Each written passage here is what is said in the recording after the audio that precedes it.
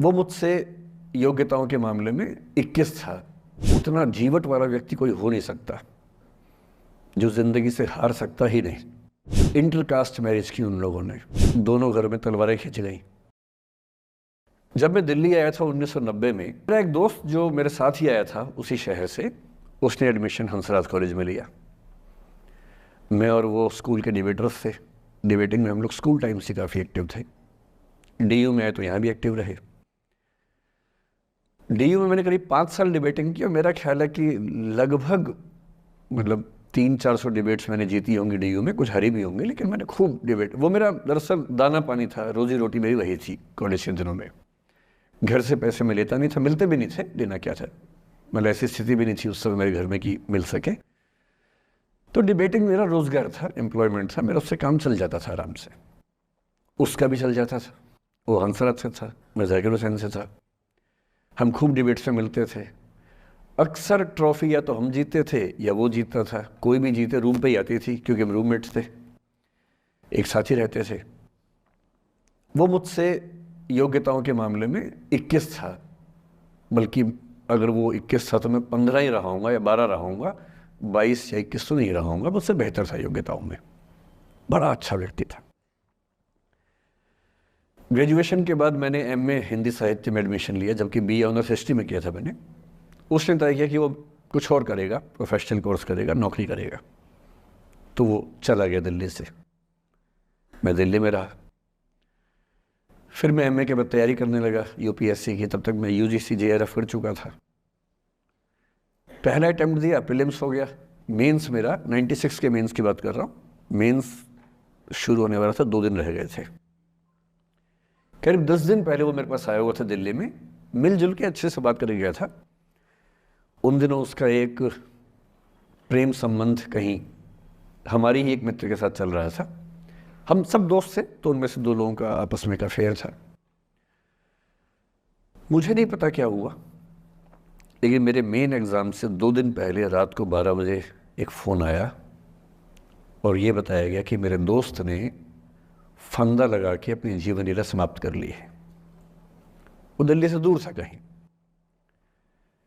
और जिस व्यक्ति के बारे में मेरी राय ये थी कि उतना जीवट वाला व्यक्ति कोई हो नहीं सकता जो जिंदगी से हार सकता ही नहीं, जिसके होने से कई लोग हमेशा जीता हुआ महसूस करते हैं, वो चुपचाप एक बंद कमरे में जिंदगी से हार गया।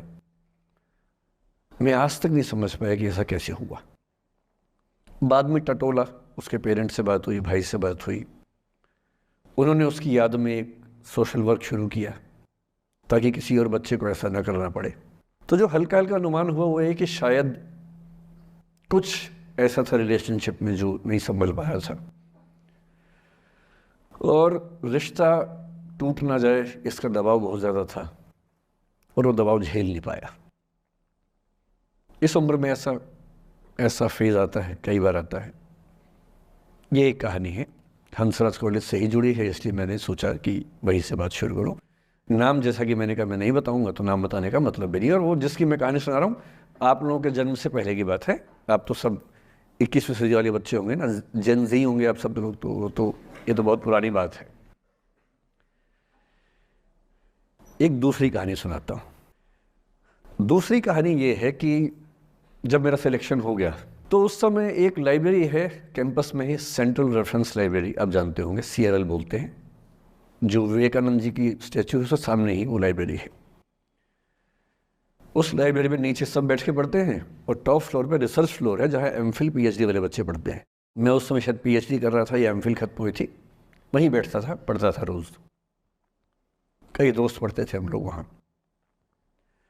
हम सुबह 8 बजे लाइब्रेरी खुलते ही वहाँ घुसते थे, रात को 1 बजे निकलते थे लाइब्रेरी बंद होने के समय। तो वहाँ एक छत थी, छत पे छोटी सी कैंटीन थी जहाँ हम लोग जब जब बोर होते थे दिन में 3-4 बार जाके चाय पीते थे। चाय पी ली, बिस्किट खा लिया, थोड़ी गप्पे मार ली, वो सब वहाँ करते थे। तो वहाँ मेरे बहुत सारे दोस्त थे, उनमें से कई लोग अब बहुत सीनियर सिविल सर्वेंट्स हैं, कुछ लोग प्रोफेसर्स हैं DU में।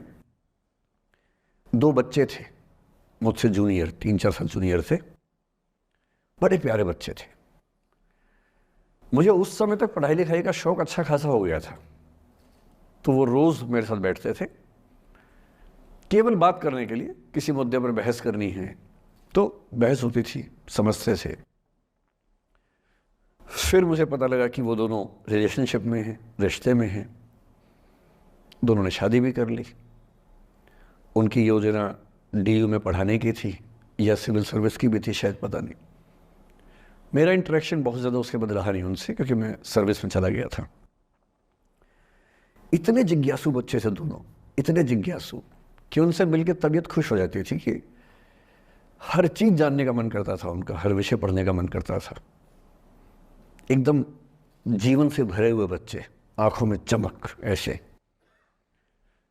फिर दोनों की शादी हुई तो मैं शादी में जा नहीं पाया, क्योंकि मेरा रिश्ता सिर्फ लाइब्रेरी में 1 घंटा गप मारने वाला था, उससे ज़्यादा था नहीं रिश्ता उनके साथ। फिर सुनता रहता था कि मैं सब बढ़िया चल रहे, पढ़ाई कर रहे हैं, तैयारी कर रहे हैं। इंटरकास्ट मैरिज की उन लोगों ने, खूब हंगामा हुआ, दोनों घर में तलवारें खिंच गई, किसी तरह से तलवारें संभाली गई, मैनेज हुआ, दोनों साथ रहने लगे।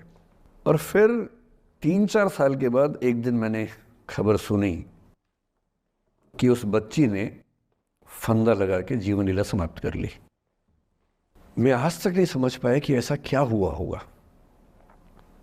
तो बाद में अनुमान जो हुआ वो ये, इंटरकास्ट मैरिज, परिवार का दबाव, समाज का दबाव, आपस के दबाव, टॉक्सिक रिलेशनशिप, अंत में उस दबाव को न झेल पाना और जीवन समाप्त कर देना, ये हुआ। ये 2 घटनाएं हैं।